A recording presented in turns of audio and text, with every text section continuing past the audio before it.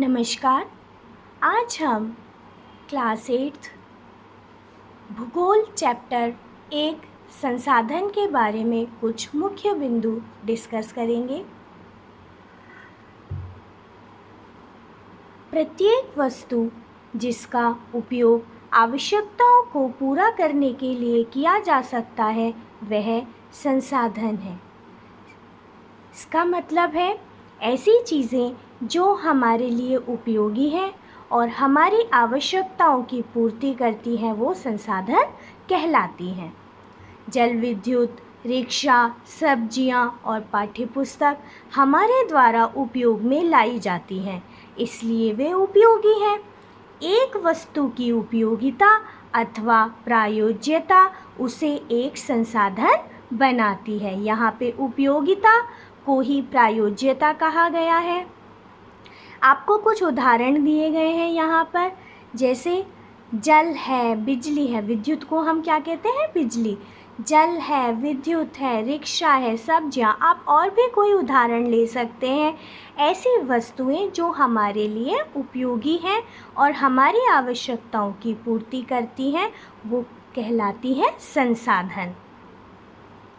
अब बेटा जो संसाधन हैं, कुछ संसाधन ऐसे होते हैं जिनके लिए हमें कुछ पैसा खर्च करना पड़ता है, लेकिन कुछ संसाधन ऐसे होते हैं जिनके लिए हमें पैसा खर्च नहीं करना पड़ता।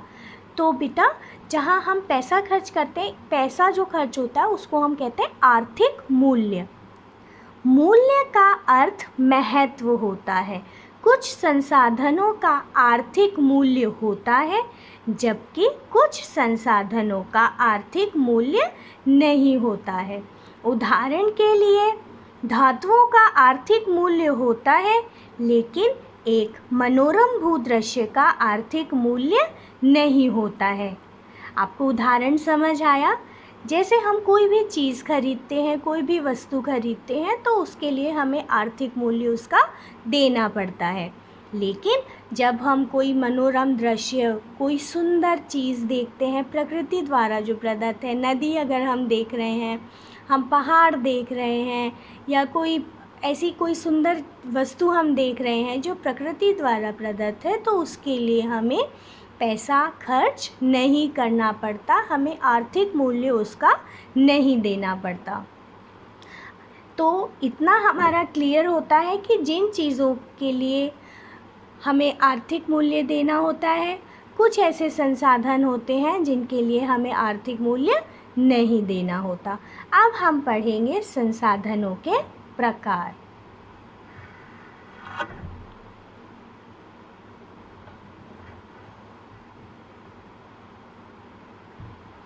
संसाधनों के बेटा 3 प्रकार होते हैं। पहला प्राकृतिक संसाधन, दूसरा मानव निर्मित संसाधन और तीसरा है मानव संसाधन। प्राकृतिक संसाधन को भी 2 भागों में विभक्त किया गया है। पहला है नवीकरणीय संसाधन और दूसरा है अनवीकरणीय संसाधन। अब हम इन सभी संसाधनों के बारे में जानेंगे।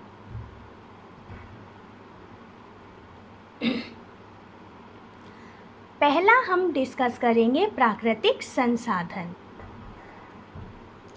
जो संसाधन प्रकृति से प्राप्त होते हैं और अधिक संशोधन के बिना उपयोग में लाए जाते हैं, प्राकृतिक संसाधन कहलाते हैं। इसका मतलब है बेटा ऐसे संसाधन जो हमें नेचर से मिला है, प्रकृति से मिला है, ऐसे संसाधन जो होते हैं वो हमारे कौन से कहलाते हैं? प्राकृतिक संसाधन। आप एक और बात समझ सकते हैं, प्रकृति से प्राकृतिक। तो ऐसे संसाधन जो हमें प्रकृति से प्राप्त होते हैं और ज़्यादा उनमें हमें संशोधन नहीं करना पड़ता, ऐसे संसाधन हमारे जो कहलाते हैं वो होते हैं प्राकृतिक संसाधन। जैसे वायु, नदियों और झीलों का जल, मृदा, खनिज आदि। यहाँ पे हम प्राकृतिक संसाधनों को विस्तृत रूप से नवीकरणीय और अनवीकरणीय संसाधनों में विभाजित करते हैं। तो हमारे प्राकृतिक संसाधनों के दो प्रकार हुए। पहला होता है नवीकरणीय और दूसरा होता है अनवीकरणीय।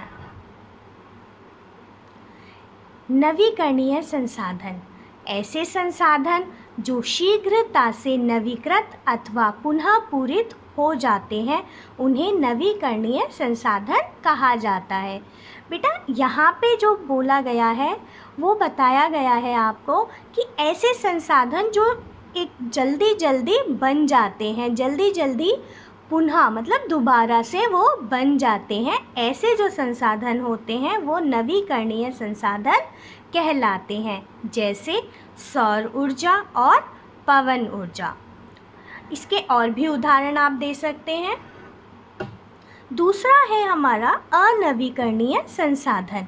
वे संसाधन जिनका भंडार सीमित है, भंडार समाप्त होने पर उनके पुनः पूरित होने पे हजारों वर्ष लगते हैं, अनवीकरणीय संसाधन कहलाते हैं, जैसे कोयला, पेट्रोलियम तथा प्राकृतिक गैस आदि।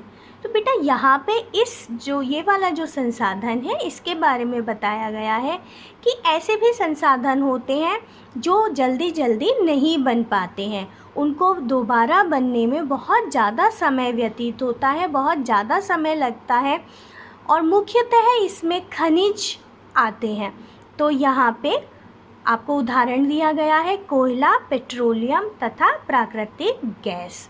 अभी हमने जो पढ़ा ये प्राकृतिक संसाधन के दो ही रूप थे। पहला हमने पढ़ा था प्राकृतिक संसाधन और इसी के दो हमने भाग पढ़े, दो प्रकार पढ़े, नवीकरणीय संसाधन और अनवीकरणीय संसाधन। अब हम पढ़ेंगे दूसरा प्रकार, मानव निर्मित संसाधन। जब मानव प्राकृतिक संसाधनों का उपयोग पुल, सड़क, मशीन और वाहन बनाने में करता है तो उसे मानव निर्मित संसाधन कहते हैं। इसका मतलब है बेटा कि जब मानव जो प्रकृति द्वारा दी गई चीज़ें हैं उनको अपनी तकनीक या अपने कौशल द्वारा जब अपने उपयोग में पुल और सड़क वगैरह जो बनाता है उसे हम मानव निर्मित संसाधन कहते हैं। मतलब जो संसाधन मानव द्वारा बनाए गए हैं। अगर आप चारों तरफ देखेंगे तो आपको ऐसे कई उदाहरण मिल जाएंगे जो मानव निर्मित संसाधन हैं। इसमें उदाहरण दिया गया है पुल, सड़क, मशीन, वाहन, प्रौद्योगिकी आदि। आप और भी बहुत सारे उदाहरण इसके दे सकते हैं। अब हम तीसरा प्रकार पढ़ेंगे संसाधनों का, वो है मानव संसाधन। मानव की कुशलताएं ही भौतिक पदार्थों को मूल्यवान संसाधन बनाने में सहायता करती हैं, अतः मानव भी एक संसाधन है। बेटा जो हम लोग हैं, आप, मैं, आपके जितने भी हम लोग हैं वो सब ही एक संसाधन के रूप में है, क्योंकि हम ही अपनी कौशल से, अपनी बुद्धि से, अपनी समझदारी से प्रकृति द्वारा जो दी गई चीज़ें हैं उनको संसाधन में परिवर्तित करते हैं, अपने उपयोग में आने वाली वस्तुओं के रूप में परिवर्तित करते हैं। तो मानव को भी एक संसाधन कहा गया है। अब हमने यहाँ तक 3 संसाधन पढ़े, संसाधनों के प्रकार, प्राकृतिक संसाधन, मानव निर्मित संसाधन और मानव संसाधन। अब हम पढ़ेंगे कि इन संसाधनों का संरक्षण मतलब होता है बचाव, तो उनको हमें बचा कर रखना चाहिए। तो अब हम पढ़ेंगे संसाधन संरक्षण। संसाधनों का सतर्कतापूर्वक उपयोग करना और उन्हें नवीकरण के लिए समय देना संसाधन संरक्षण कहलाता है। यहाँ पे बेटा आपको बताया गया है कि जो हमारे जो संसाधन हैं, प्राकृतिक संसाधन, जो प्राकृतिक संसाधन हैं उनको हम बहुत ही ध्यान से, सतर्कतापूर्वक मतलब बहुत ही ध्यान से उनका उपयोग करें और उन्हें नवीकरण मतलब उन्हें फिर से दोबारा नए बनने के लिए समय दें। यही हमारा जो समय देना और सतर्कतापूर्वक उपयोग करना क्या कहलाता है? संसाधन संरक्षण। संसाधनों का उपयोग करने की आवश्यकता और भविष्य के लिए उनके संरक्षण में संतुलन बनाए रखना सतत पोषणीय विकास कहलाता है।